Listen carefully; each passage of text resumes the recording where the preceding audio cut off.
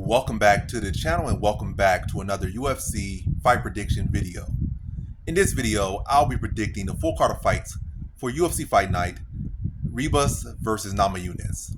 So without further ado, let's get to our first fight on the card. So in our first fight, we have in the heavyweight division, we got Muhammad Usman versus Mick Parkin. And how do I feel about this one right here is I'm going low confidence on Mick Parkin to beat Muhammad Usman.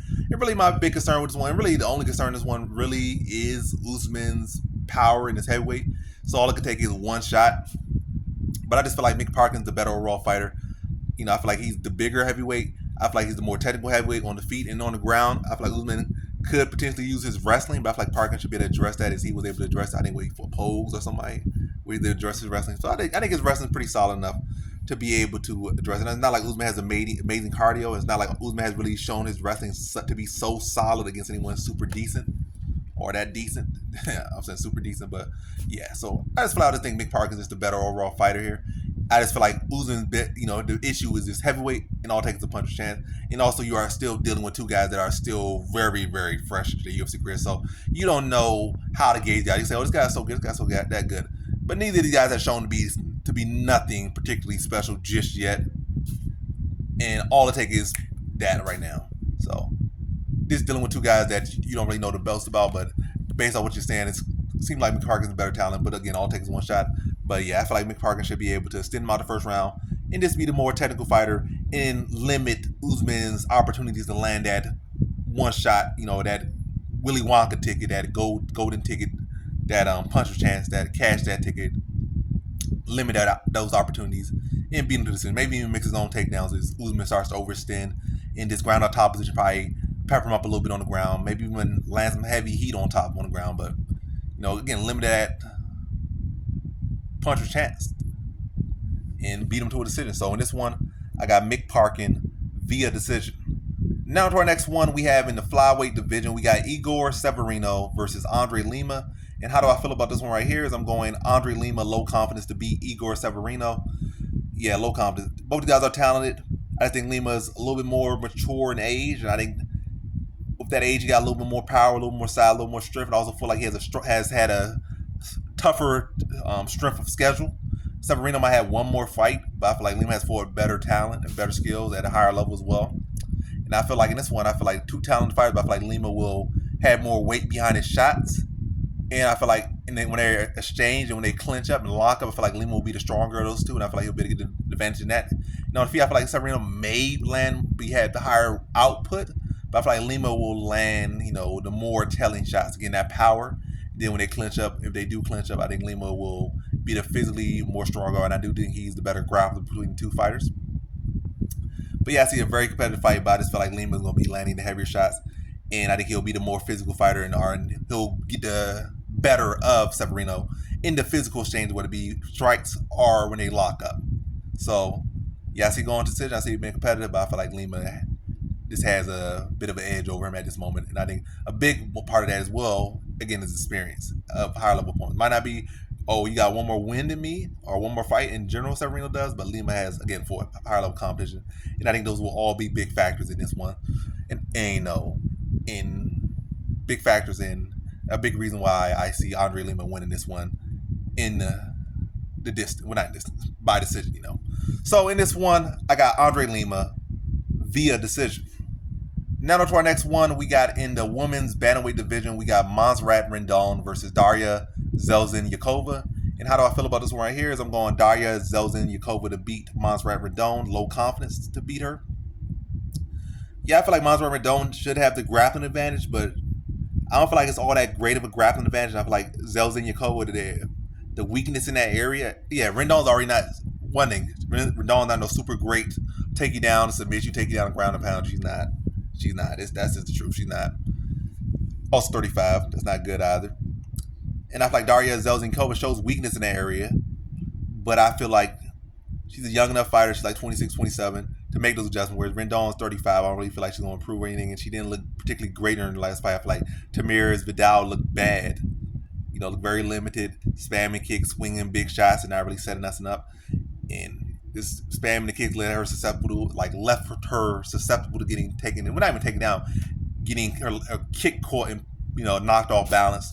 It weren't even really legit takedown she was getting over her. So yeah, I feel like Daria Zheleznyakova will have being a young fighter, she can make adjustments in that grappling. And also, it's not like Rendon is such a special grappler or anything. So I feel like Zheleznyakova could address the grappling. And I feel like she's the younger fighter, much younger fighter. And I feel like she has more heat on her shots. I feel like she has more value, and I feel like she's the more technical striker. Whether it be at range, mid-range, or in the clinch, I feel like she's the better striker. And I feel like youth will help her to be able to put on pace. And I just simply think she just outworks Rendon, addresses the grappling, and it will win the striking matchup. A largely striking matchup. I think that favors Daria Zheleznyakova, and I think that's what's primarily going to happen. I think she's going to have to use her grappling defense to keep it on the feet. And I feel like if it goes to the ground, I feel like she should be okay there enough to get back to her feet. And I think she'll be looking to play no jiu-jitsu. I think she's going to be looking, if I can take it down, pop back up. So I don't feel like it's going to be too big an issue. And again, I think it's primarily plays out is a striking matchup. And I think that favors Zheleznyakova. So in this one, I got Daria Zheleznyakova via decision. Now to our next one, we have in the featherweight division, we got Stephen Nguyen versus Jarno Errens. And how do I feel about this one right here? Is I'm going to average confidence Stephen Nguyen to beat Jarno Errens. I think Jarno Errens is a solid talent. But I think right now 0-2 skid, I think that's not the best momentum. And I think this is largely a momentum pick. And I think Stephen Nguyen is a solid fighter. He's coming with Stephen. I think he's a talented fighter. I think he could match Jarno Errens everywhere this fight takes place. And also I think the fact that Jarno Errens, will be so eager to get a win or so desperate to get a win, I feel like that's going to play into Stephen Nguyen's favor. And, he's a calm, composed guy. He's sharp with his shots. He has good power. And I feel like Jarno Errens being over aggressive will lead him to get ran into these, walk into some big shots as he's, trying to force activity or trying to put up volume. And I think that will lead him to walk into the power of Stephen Nguyen. And I think he gets put away in the second round. I think he's going to have a good fill out first round, but probably gets buzzed at the end of that first round. And then it started the second round. He's going to try to get that get back or trying to, because he knows it's a 3-round fight, so he needs to make something happen in the second round. And that's only going to make him even more susceptible.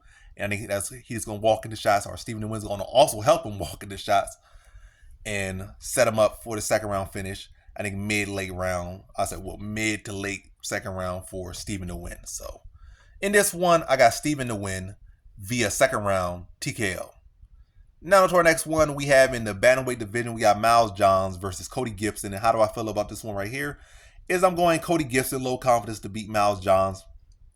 I'm not going to do the whole, this and that and all that stuff. I'm going to get to the point with this one. I feel like Miles Johns has issues when fights go a little bit, he has cardio issues. He has pacing issues. He doesn't have I can throw 100 strikes or, he has a bunch of different issues.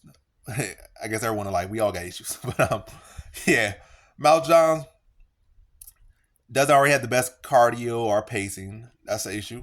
He doesn't do well when pressured. And I think all those things kind of just factor back to cardio.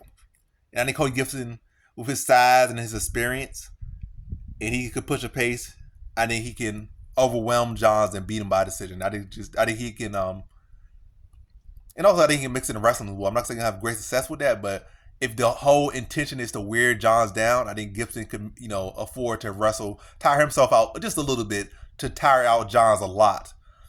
So throw volume, at least, throw in some wrestling attempts in there, clinch attempts, clinch work, make him have to defend some takedowns, and just outwork him, outlast him. I think Cody Gibson can do that. I think his experience will help him.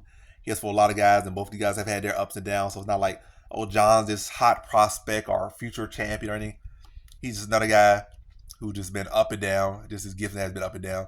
And I think Gibson, with all his experience, I think he'll be able to use that experience into, push Johns and outwork him and outlast him.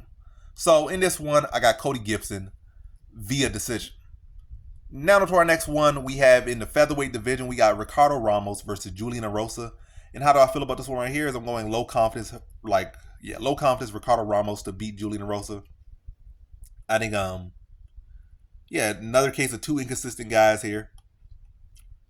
Ramos' heart has been an issue for him. Erosa's chin has always been an issue for him. And maybe some questionable fight IQ as well. But, and they match up pretty well. But I see this one fill out process in the first round. Maybe some wrestling attempts for Ramos to try to grapple. But really largely a fill out process for the most part of that first round. But I think towards the end of that first round, I think Erosa gets a little bit lax, starts to let his guard down, kind of circle with his hands low. I think Ramos was able to time him and throw a spinning back. I said spinning back. I guess it was called a spinning elbow, or a spinning back elbow, or a spinning this. But yeah, catch him with his spinning elbow. I think he had like two of those now. Against one over Zalal and one over some other guy. But yeah, timing with the spinning back elbow is Erosa is circling in that direction. Drop him or stun him, follow up with some more strikes, and get him out of there late first round. So that's what I kind of see in this one. Like, fill out process, but then Erosa, it has been a trend for him. Gets a little bit lax or too lax, leaves so susceptible, and Ramos is able to time him, catch him circling with his hands low, spinning back elbow, follow up with some shots, get him out of there late first round. So in this one, I got Ricardo Ramos via first round TKO. All right, now to our next one. We have in the lightweight division, we got Trey Ogden versus Kurt Holobaugh. And how do I feel about this one right here is I'm going low confidence Kurt Holobaugh to beat Trey Ogden. And yeah, low confidence Kurt Holobaugh to beat Trey Ogden. And yeah, Holobaugh's a veteran in the game. I think they match up pretty well. And I think where Trey Ogden, especially his recent fights or his success in general, I feel it comes from, or a big part of his success is attributed to the fact of the grappling. Even if he might not go for a lot of takedowns, even though he might not have a lot of success, might not have a lot of submissions, might not have a lot of this, people respect that grappling of his. And that's why he's able to look better on the feet. And when he starts to have success on the feet, then his grappling starts to come along as well. But against Kurt Holobaugh, I feel he's the better striker, and I feel like he's the better MMA grappler in this one. And I feel like similar, not completely similar, but somewhat similar to the Jordan Levitt fight. I feel like in the Levitt fight, that grappling kind of canceled out. And Levitt was simply just able to spam kicks and outwork him to a decision. And I know Trey Ogden has gotten better since then, but it's not that long ago. That's like 3 fights ago or 4 fights ago. It's not too long ago that fight happened. But yeah, I feel like Kurt Holobaugh, as far as when I say better MMA grappler, I feel like he can win the takedown battle, get more takedowns than Holobaugh. And also, not more than him himself, but more than Ogden. And also, I think he can win the positional battle and have more top control than Ogden. The feet, I feel like he has the faster hands, and he's been striking much longer, having striking success. Where I feel like Ogden just recently coming into his striking success. I feel like his striking didn't look as good as it has recently. I feel like this is more recently, whereas Holobaugh has always had notable striking. I say it's been like the best striker in the world, but he's been able to hold his own with he dropped Shane Burgos, had some good striking success with some other high level competitions as well. So he always has hands. It's not like something new. He has had them for at least 5 years, if not more. Whereas I feel like his hands just really started to develop over the past, really this year, last year. So yeah, I feel like Holobaugh could address the grappling, or the grappling could cancel out. But if anything, I feel like Holobaugh will lead to him winning the grappling exchanges. Then on the feet, I feel like he's the better striker. And I see him beating Ogden into a decision. But I do see this as a very competitive fight. But I feel like Holobaugh's experience will be the big X factor. Been there, done that. And I had his losses. And now he's had to rebound from them. Came back, won the Ultimate Fighter. Got himself back here. And I think he's going to use that experience and use all the the adversity he's had to overcome all the mountains and the dips and the ups to prevail in this one here. And use that experience is his X factor here. So in this one, I got Kurt Holobaugh via decision. Now to our next fight, we have in our first fight on the main card in the featherweight division, we got Luis Pajuelo versus Fernando Padilla. And how do I feel about this one right here is I'm going average confidence Fernando Padilla to beat Luis Pajuelo. I feel like they both match up pretty well. They both bring the intensity, both bring the fire. But I feel like Fernando Padilla is the more cleaner, more technical striker. And also, he's the much better grappler, in my opinion. And I see this going to be a wild exchange back and forth. But I feel like Fernando Padilla is going to be able to, navigate that chaos a little bit better, being a more technical fighter. He seems like he has a pretty sturdy chin as well. So it's going to be a good back and forth slap fest. But again, I feel like Fernando Padilla is going to be the better of the chaos. I think he's going to be able to outlast him, outwork him, land the cleaner shots, hurt him in the second round pretty good. And probably force Pajuelo to shoot a shot or maybe just drop. But I feel like the strike is going to lead to whether it be a rock and then a ugly takedown that's going to lead to a grapple exchange, or a rock and then Padilla sees him rocked and then he starts to follow him to the ground and look for a submission. But I think probably gonna more so Padilla gonna hurt him, and then Pajuelo probably gonna look for like a single or something. Then Padilla is gonna take advantage of that, probably get a high elbow guillotine or look to maybe get a submission off his back. Is while Pajuelo is hurt. So more so a club and sub second round submission for Fernando Padilla. Just a more technical fight. They match up pretty well. They both got similar styles, but I feel like Padilla is just more tested and better, and also more diverse. So in this one, I got Fernando Padilla via second round submission. And now for our next fight, we have in the featherweight division, we got Billy Quarantillo versus Yusuf Zalal. So Billy Q versus Yusuf Zalal. How do I feel about this one right here? Is I'm going low confidence Yusuf Zalal to beat Billy Quarantillo. I just feel like Yusuf Zalal, he's pretty young, he's pretty talented. I think he would let me just look it up. I could do that. How young is this guy? He's still sub 30, I know that. 27 years old, turning probably 28 this year, so he's still not even hitting his prime yet. Still very young, still very talented. Billy Q on the other side, like 35, probably turning 36 this year.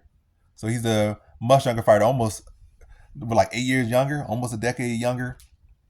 I feel like he's fast. I feel like he's more technical on the feet. I feel like Billy Q is not the most technical fighter on the feet or on the ground. He's underrated on the ground. He's pretty technical on the ground. But on feet, I wouldn't say he's so technical on the feet. He's just one of the guys that he's gritty, he's grindy, but he's not, doesn't wow you in any particular area. And I feel like Yusuf Zalal could beat him. I feel like he could beat him on the outside, just dissect him on the outside. On the feet, on the ground, I feel like he could out-scramble him, especially expecting it. And I feel like Zalal is more dynamic. On the feet and on the ground, I feel like he should be able to out-strike him from a distance or wherever this fight takes place. On the ground, I feel like he should be able to out-scramble him, get a top position, land some good shots, then disengage, and then continue to pick him apart on the feet. But I think it's going to be, a good competitive fight. Definitely Billy Quarantillo is going to bring the fight. He's not going to go out there to stay on the outside, get picked apart. He's going to go out there and try to crash into him. He's going to try to set his own shots up. He's going to fight for range as well. But I think Yusuf Zalal will be faster, sharper on the feet. And I think the striking will dictate everything. And I think he'll have a good answer if Billy Q tries to initiate grappling. I think he'll be able to address that, have a good answer for that. And it's also like Billy Q is the greatest offensive wrestler either. So I think that will also help Yusuf Zalal to be able to defend those takedowns and be able to address those takedowns in grappling situations. Then I mostly see Yusuf Zalal winning on the feet. And I say he's going to stop or anything, but I see most fight taking place on the feet. I think Zalal will be able to, set him up and also be able to blast the calves of Quarantillo, probably force him to switch stance a couple times. Then he switches stance, probably blast him heavily to the body, and then lands a combination and get back to circling. And a competitive fight, but I think Yusuf Zalal is going to show some new wrinkle or show show why he belongs and why he's back in the UFC. And I think he can still have a very bright career in the UFC. And if he's able to live up to his skills and continue to evolve, I feel like this guy is a limit. This guy could potentially be champion. That's a big stretch, but I would say it's beyond his ceiling. I feel like his ceiling is within him and with his traits, his frame, and everything to be a champion at either 45 or 35. If he's able to truly flourish. He's still young enough and he's still got all the talent and skill. But it's definitely a stretch, but it's still very much in the realms of possibility. So, I see this going to the distance, and I see the Zalal, being more dynamic on the feet and in the ground and the grappling, but primarily on the feet, blasting the calves of Quarantillo, switching stances, blasting to the body, being faster, being sharper on the feet, and that being, what sets up everything and the tone, what really sets the tone for the fight. And that's going to be a tone that's going to favor Zalal. So in this one, I got Yusuf Zalal via decision. Now to our next one, we have in the bantamweight division, we got Peyton Talbott versus Cameron Saaiman. And how do I feel about this one right here? I'm going low confidence Cameron Saaiman to beat Peyton Talbott. And low confidence Cameron Saaiman to beat him. I feel like Peyton Talbott still has no head move. He's still, matter of fact, even his own Instagram videos, that's supposed to be your highlights, and he getting hit with clean shots all the time, like zero head movement. His head move is when his opponents move it whip for him. So that's a bad sign. And this is really the first time he fought a legit opponent who isn't primarily a wrestler. Cameron Saaiman is the full package. So he's not going up with a guy, I'm just bigger than you, I can stuff your takedowns, and I can just overwhelm you. I'm not without really the cleanest technique, I can stuff your takedowns and I just overwhelm you with sloppy striking and sloppy, non-existent striking defense. Cameron Saaiman I think is the better grappler, and I think he's the better striker. I feel like with Peyton Talbott, he might have the better frame. Maybe he's the more athletic fighter, but I think Cameron Saaiman is the more technical fighter. He's the more experienced fighter. He's for better competition, beating better competition. And yeah, I think he's going to be able to take advantage of the sloppiness of Talbott in the grappling and on the feet. I feel like he'll be able to mix of takedowns, get control time there. Then on the feet, I feel like he'll be able to capitalize on Talbott not moving his head and just coming in straight up, square, chin in the air, catching some big shots, maybe even sit him down at one point. But I think it's going to be a scrappy fight. But I think Cameron Saaiman's experience and overall skill is going to pay the bill here. It's not going to be sloppy talent, but the skilled technician versus the sloppy big talent. I think he's going to be able to exploit the sloppiness of Talbot, and, to show him the flaws that he has, and at this point refuses to really patch up. And that's probably the fight where he's going to I have to patch this up, I have to clean this up, clean that up. And Cameron Saaiman's going to expose those flaws that are pretty clear there to see for anybody with eyes to see, both the grappling and the feet. And even his last fight, he fought somebody that was Aguirre, who's not really no standout talent, and Aguirre was able to hold him down for control him for 450 of the first round. And it's not like he's an exceptional wrestler. He's been giving him a lot of takedowns, struggling to get them off him. So I'm not saying Cameron Saaiman's some great wrestler. I feel like he kind of falls in the same category, but I feel like Saaiman, could get the better of him in grappling, push the pace, and also on the feet, and in general, just more well-rounded and more polished. So I'm leaning to the more polished Cameron Saaiman. But a scrappy fight, but I think Saaiman's skills will prevail against Talbot's talent. It's also not like Saaiman's not a talent himself, but yeah. So in this one, I got Cameron Saaiman via decision. Now to our next one, we have in the middleweight division, we got Edmund Shahbazyan versus AJ Dobson. And how do I feel about this one right here? I'm going low confidence Edmund Shahbazyan to beat AJ Dobson. And yeah, I feel like it's a good fight. AJ Dobson's supposed to have a wrestling background, supposed to be supposed that he has that, but it's not a matter of what you have. It's like, what do you use? If you're going out there consistently, mixing in your wrestling, or at least every now and then or frequently enough, yeah, that's something you have, doing it at a high level. But if you haven't even barely used it at a low level, then at a high level it seems like non-existent. It's a big stress that you're going to be able to use it in a close matchup. So I feel like, his wrestling going to still probably be non-existent. Matter of fact, Edmund Shahbazyan probably going to have more wrestling success than AJ Dobson. And then as far as cardio, as far as that, AJ Dobson doesn't really push a high pace. He's mostly looking for a big shot or big shots.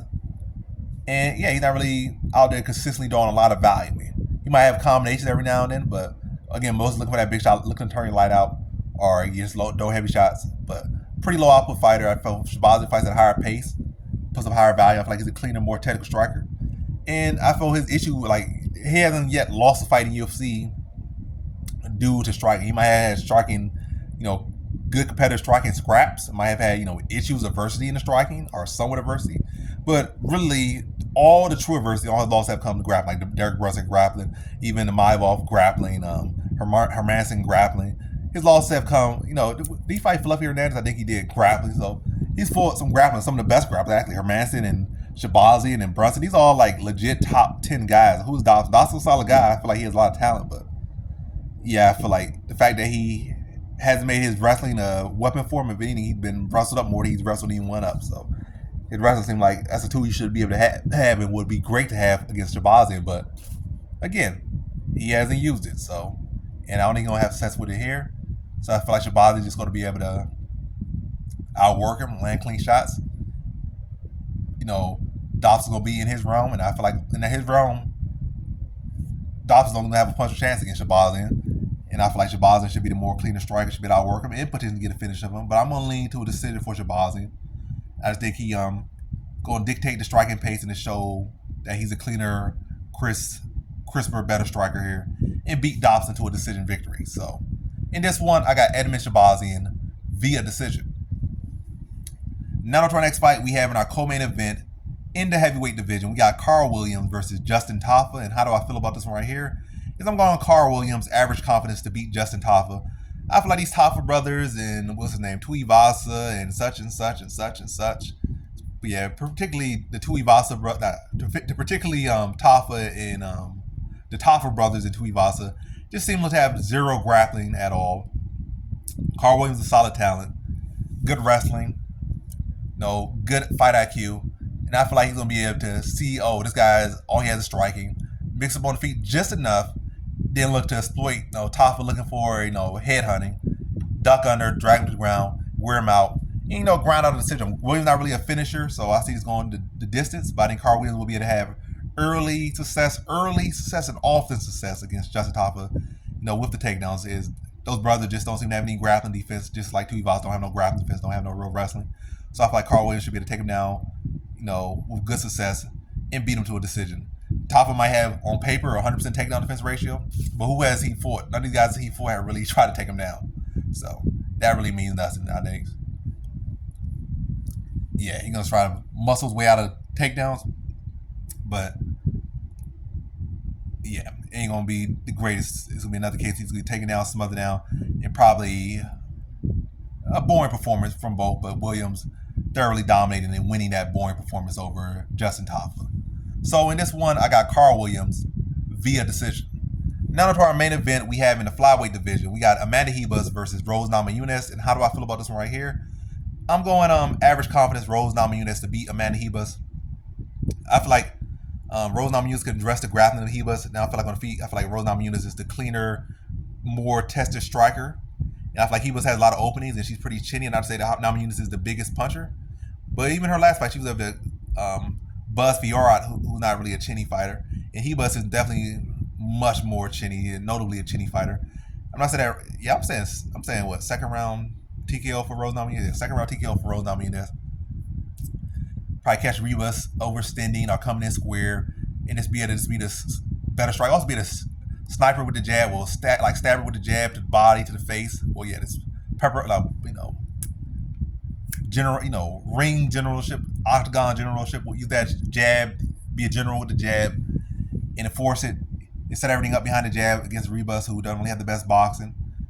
Control the range, control the tempo. Have Ribas start to overextend and try to close that range and walk into the check hooks. And it's really just be sharper and set the two up and then start to, 1-2 her and just start to really, again, dissect Ribas. I think Ribas going to start to try to panic wrestle, and I think Nami's going to be able to address it, especially when it's coming out of desperation. And even when it's not desperation, I feel like Rose Namajunas going to stay calm and composed and be able to address the takedowns and put herself off the cage and peel Ribas off her. And then get back to the range and start to tackle kicks and work everything behind the jab, use her movement, and to show that there's levels to this game. And you can say, oh, Namajunas had this, she had that. But Fiorot, it could highly likely be the next champion in this weight class. Highly likely. I'm not going to say highly likely. I feel like I'm going to lean to her Blanchfield, but it's a good chance Fiorot could be the champion by the end of this year. It's a good chance.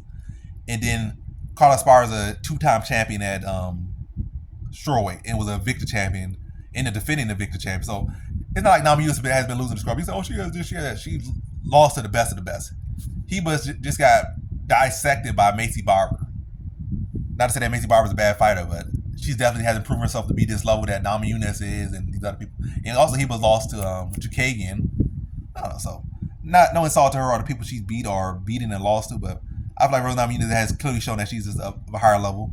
But this is a tough fight. Definitely, you don't know where Rose Namajunas' mind is. What Whitman's not there for her or whatnot. But I think she's a better fighter. I think skills are still there, and the skills still pay the bills. And I think if she could address the grappling, which I think she will be able to do, I think she's a much better striker. And I think she'll be the final shots on Ribas and draw out the flaws and the holes in Ribas' game and be able to set her up for counters, hurt her, then put her out second round. So in this one, I got Rose Namajunas via second round TKO. And that concludes my fight predictions for the full card of fights for UFC Fight Night, Ribas versus Namajunas. And as always, thanks for watching. Peace.